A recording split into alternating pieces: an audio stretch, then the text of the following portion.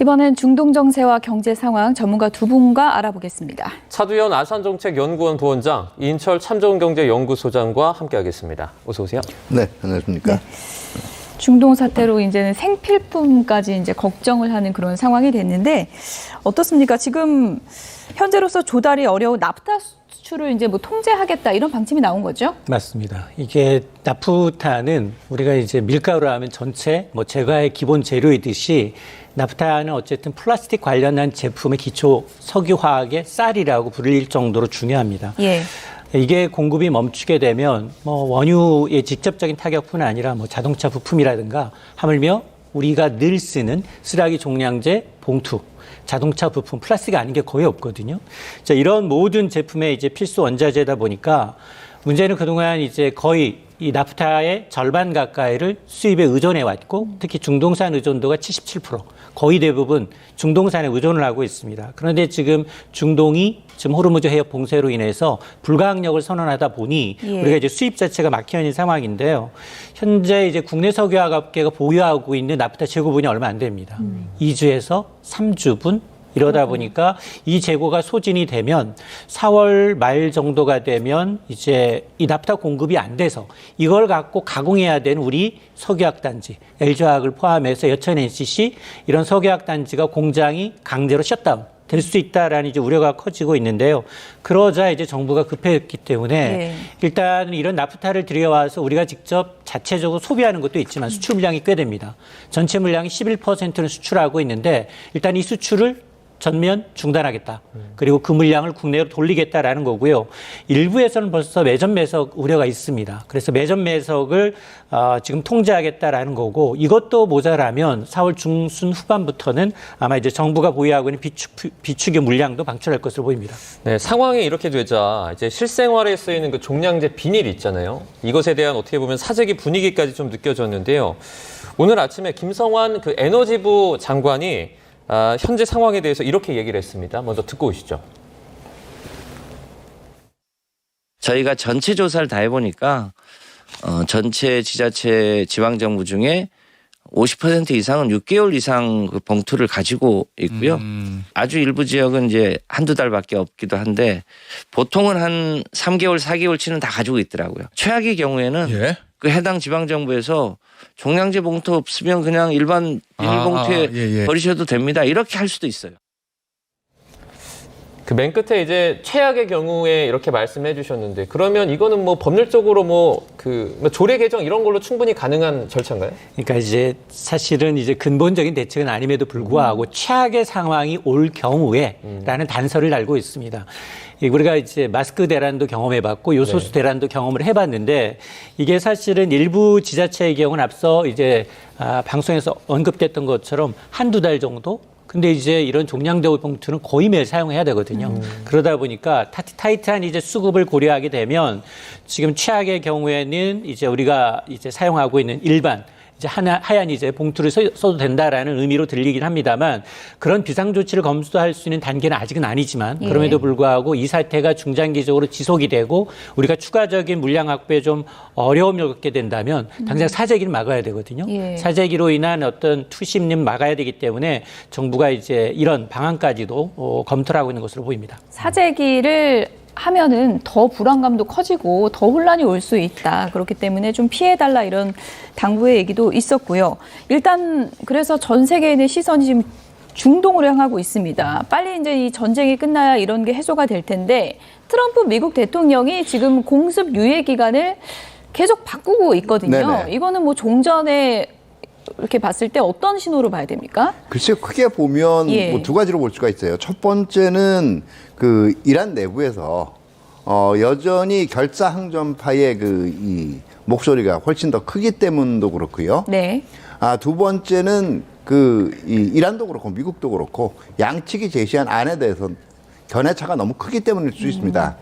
근데 전반적으로 처음에 이 5일간 협상이 이제 5일 내에 협상을 개시를 하겠다라고 얘기를 했을 때도 그때 여러 가지 가능성이 있었거든요. 첫 번째는 실질적으로 협상이 원활치 않으면서도 일단은 그냥 이 명분용으로 협상 시한을 제시를 했을 수도 있고 두 번째는 실질적으로 이미 상당 부분 소통이 이루어지고 있을 경우를 상정을 한 건데 네. 지금 전반적인 흐름상은 미국 측에서 그 중재자를 통해서 어떤 협상안을 전달을 한 거는 사실인 것 같아요.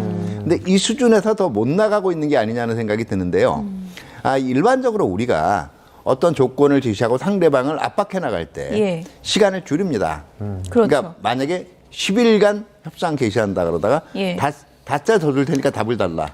그러다가 이제 48시간 안에 지금 거꾸로 나가고 있거든요. 열흘까지 늘어났어요. 예. 그러면 사실은 트럼프 행정부가 초반에 그냥 중개국을 통해서 또는 중개자를 통해서 자신들의 그 종전 조건을 제시한 것에 대해서 아직 별다른 답신이 안 오고 있는 상황을 너무 과장해서 설명한 게 아닌가 하는 생각도 좀 들어요. 네. 지금 상황을 보면 실제 협상이 제대로 되느냐 이게 좀 의구심이 드는 부분인데 네. 이란 측이 그 미국 협상 제안을 놓고 3중 기만 공작이다 이렇게 또 표현했거든요. 이건 네네. 어떤 의미입니까?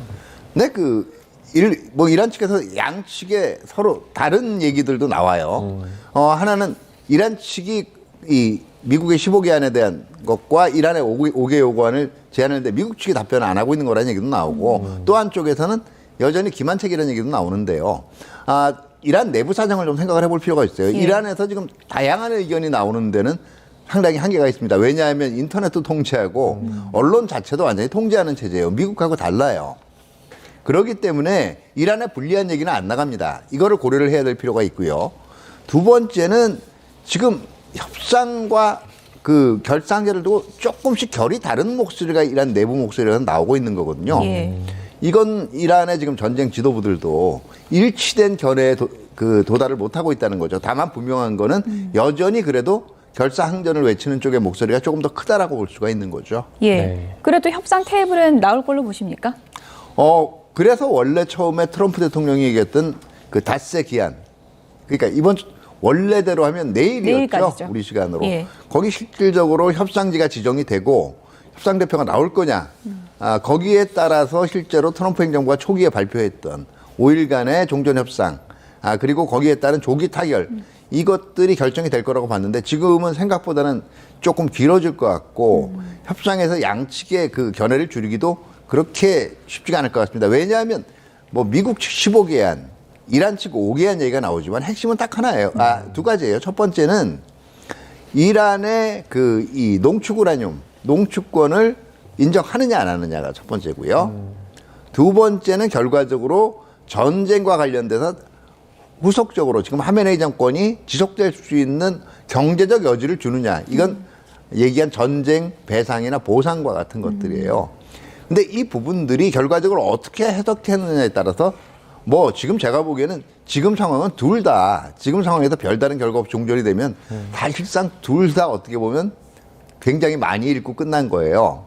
그런데 어쨌든 이란 쪽은 우라늄 농축권을 확보를 했고 경제적으로 앞으로 배상이든 보상이든 이익을 받을 수 있는 뭔가를 얻었다 그러면 이거를 승리라고 포장할 거고 거꾸로 미국 측도 뭐 배상까지는 모르겠지만 보상선을 끝을 내고 어쨌든 이란이 우라늄 농축을 포기했다라는 걸 잡으면 성공이라고 볼 텐데 어떻게 보면 여기와 관련된 중간에 누군가가 끼어 있는 거거든요. 사람을 하나 놓고 말을 전하는 거예요. 이게 소통 시간도 직접 협상보다 훨씬 길어질 수밖에 없고 의견을 조율하는데 그렇게 쉽지가 않아요. 그렇기 때문에 이게 조기 타결 가능성이 제가 볼 때는 솔직히 그렇게 크지 않습니다. 트럼프 대통령이 이번 사태를 놓고 베네수엘라 사태를 이제 언급하기도 했거든요. 네네. 그 이제 마두로 대통령을 체포, 일각에선 또 뭐 납치라고 말을 하기도 하고 네네. 그렇게 데려갔는데 이 두 개가 좀 공통점이 많이 있다고 보십니까? 아니면 전혀 다릅니까? 그게 트럼프 대통령이 얘기했던 그 이 가스와 석유를 선물로 줬다라고 얘기한 거에 대해서 최대치예요. 최대치로 해석하면 아예 이란 석유에 대한 이 처분권, 통제권까지 그게 베네수엘라 케이스죠. 그다음에 중간 케이스로 얘기하면 어쨌든 이란의 석유 생산, 유통에 대해서 양측이 공동 지분을 갖는 형태입니다. 마지막이 그냥 호르무즈 해협에서 약간 통항이 일시적으로 재개된 정도 이거를 해석할 수 있는데 지금 많이 흘러가는 쪽은 그 후반부로 지금 제가 얘기한 뒤쪽 설명에 가까운 거고 이게 베네수엘라 케이스로 끝낸다는 건 뭐냐면 이란 정부의 완전한 항복이에요. 사실상 이게 정말 그냥 협상을 통해서 가능하겠느냐? 이건 협상을 통해서 나오기는 좀 어려운 구조예요. 네.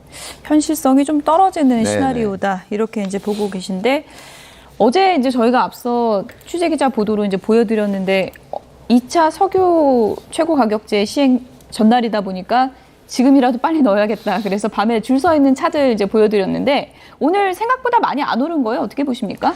일단 그 두 가지를 동시에 시행을 했어요. 1차 석유 가격은 2주 전이었습니다. 예. 당시에는 전쟁 이전 수준 가격이었어요. 그러니까 싱가포르 현물 시장에서 지금 휘발유하고 경유가 리터당 1,700원대 초반에 정유소에서 주유소 공급했던 도매 가격이었습니다. 이게 2주 만에 국제유가가 너무 많이 올랐어요. 그러다 보니까 이번에는 한 리터당 210원이 더 올랐기 때문에 정유소가 이제 주유소에 공급하는 가격 자체가 달라진 겁니다. 예. 1,900원대가 된 거예요. 여기다가 주유소는 거기다 알파, 마진을 더합니다. 각종 이제 임대료부터 인건비를 더하게 되는데 예. 지금 보면 첫날인데 많이 안 내렸어요. 한 16원? 16원 정도 지금 오른 상황인데 이게 아마 기존에 받아놨던 재고가 소진이 되면 앞으로 계속해서 점진적으로 더 올라갈 수 있습니다. 예. 이게 한꺼번에 이제 200원 이상 이제 올라가다 보니까 정부는 유류세 이제 인하를 더 확대하겠다라고 했거든요. 다음 달 1일부터 유류세 인하 폭이 더 커지지만 오늘부터 소급 적용해주겠다라고 얘기한 건 상승분이 하루에 한 리터당 200~300원씩 오르는 걸 감안해서 하겠다는 얘기인데 그럼에도 불구하고 지금 세금을 감면해주는 액보다도 국제유가 상승폭이 훨씬 큽니다. 네. 그러다 보니까 좀 밑 빠진 독에 물 붓기 아니냐. 아마 이제 지금 넣으시는 게 내일 넣는 것보다 모레 넣으시는 것보다 당장 내일 넣는 것이 더 저렴할 수밖에 없는 상황이고 아마 이제 재고가 소진되는 그 시간까지 아마 계속해서 오를 것으로 보입니다. 자, 정부가 이렇게 2차 최고 가격제를 시행했음에도 이 등유 가격은 이상하게 좀처럼 내려가지 않고 있는데요. 이유가 뭔지 화면 보고 저희가 설명해 드리도록 하겠습니다. 자, 최고 가격제 시행 이후에 휘발유와 경유 가격은 떨어졌지만 등유는 같은 기간에 하락폭이 상대적으로 작았는데요. 최고 가격과 소매가의 차이도 200원이 넘으면서 이 휘발유와 경유보다 2배가 넘는 수준의 마진을 보였습니다.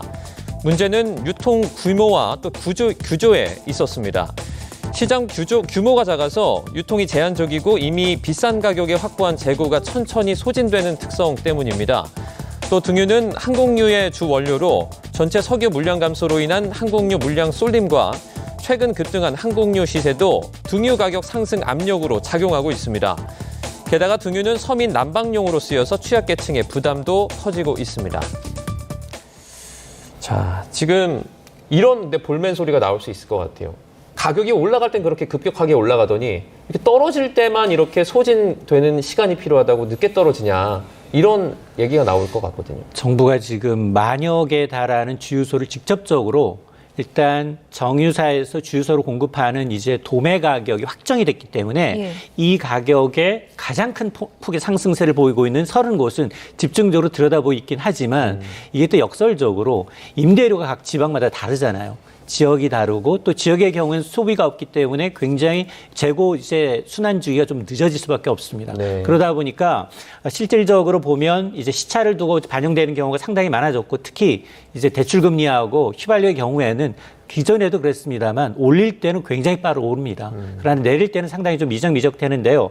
앞서 설명을 해주셨는데 원유를 우리가 100% 수입을 하게 되면 끓는 점의 차이에 따라서 그걸 정제를 합니다. 정제를 한다는 얘기는 등유, 휘발유부터 이제 낮아서 구별을 하게 되고 여기다 맨 밑에는 이제 아스팔트유라는 그 찌꺼기를 가지고서 이제 다 쓰게 되는데 이런 과정에서 등유하고 항공유는 똑같아요. 정제 과정에서는 같은 유종이에요. 근데 항공유는 마진이 많이 남아.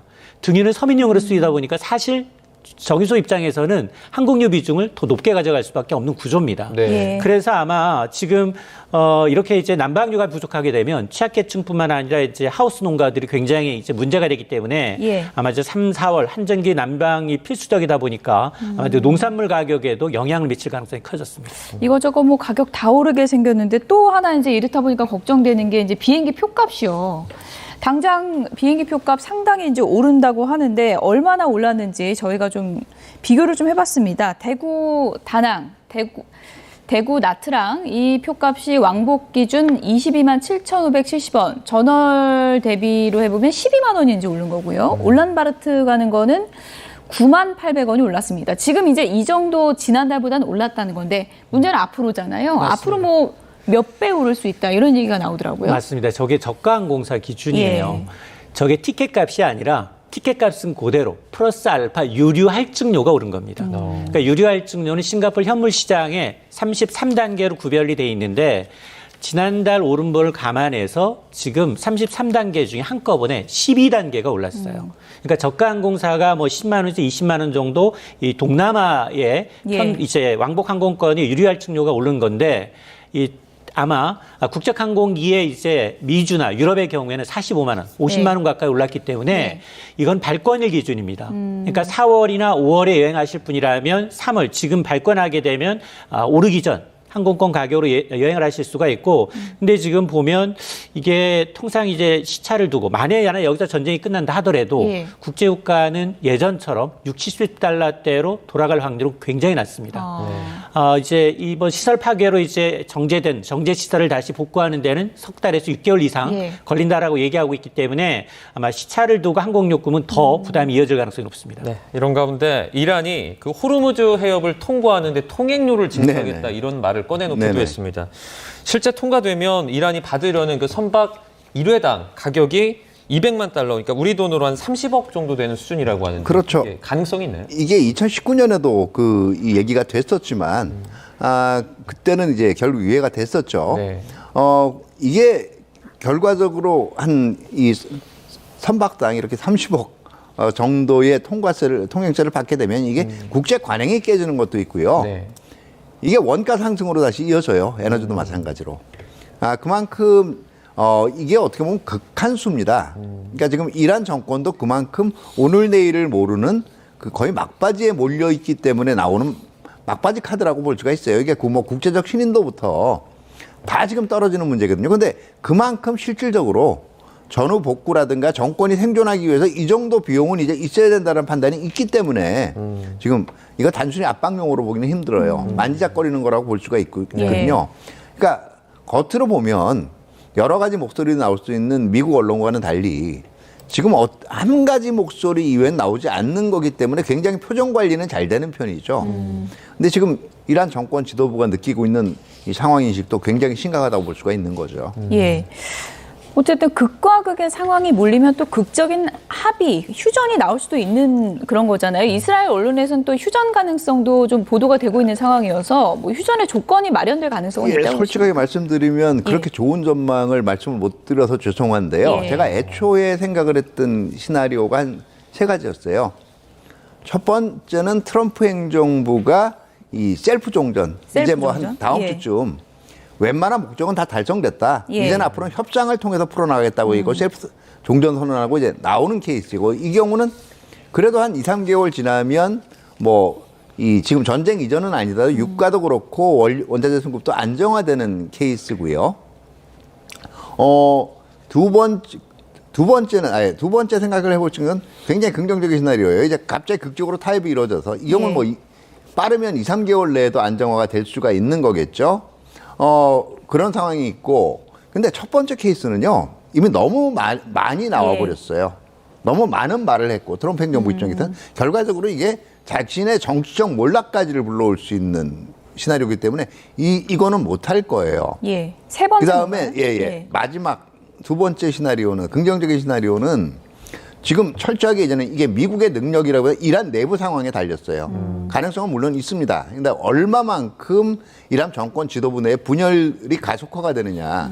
그러니까 가능성이 지금 당장은 이게 결상전파들이 더 목소리를 얻고 있는 상황이 지금 이란 내부 상황이 거의 정확하게 전해지지 않거든요. 그러니까 뭐 가능성은 있지만 이게 어쨌든 이란 내부 상황을 지켜봐야 되는 변수가 있고, 제가 조금 어떻게 보면 부정적인 전망을 하는 건 굉장히 안 좋은 시나리오로 나올 수 있는 세 번째는 뭐냐면, 자, 첫 번째 나오는 흔히 얘기하는 타코라고 얘기하죠. 트럼프 대통령은 언제나 막판에 꽁무니를 뺀다.